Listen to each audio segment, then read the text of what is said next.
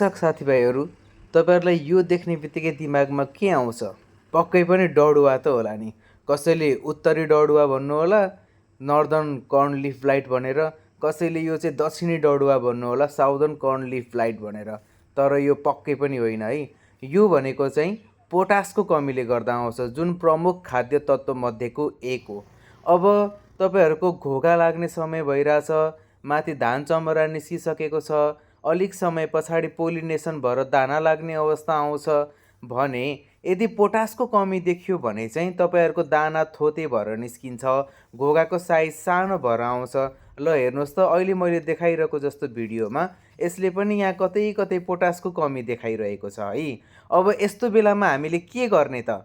मकैको बोट त अग्लो अग्लो हुन्छ, हामीलाई स्प्रे गर्न पनि गाह्रो हुन्छ होइन त? त्यो कारणले गर्दा अब तपाईँहरूसँग कम्तीमा पनि एकचोटिको टप ड्रेसिङ गर्न बाँकी छ भने हाइब्रिड मकैको भेराइटीमा करिब करिब हामीले अन्तिम टप ड्रेसिङको बेलामा 2.5 देखि 3 केजी युरिया हालिन्छ नि हो। त्यही युरियामा अब तपाईँहरूले प्रति कट्ठा 100 ml को दरले फोकस केलाई मिसाएर मोलेर कम्तीमा यसमा टप ड्रेसिङ गरिदिनु भयो भने यसले पोटासको कमीलाई चाहिँ निवारण गर्छ। र जहाँ चाहिँ स्प्रे गर्न सक्ने अवस्थामा छ भने 5 ml प्रति लिटर पानीमा मिसाएर स्प्रे गर्नुहोला, तुरुन्त भन्दा तुरुन्त।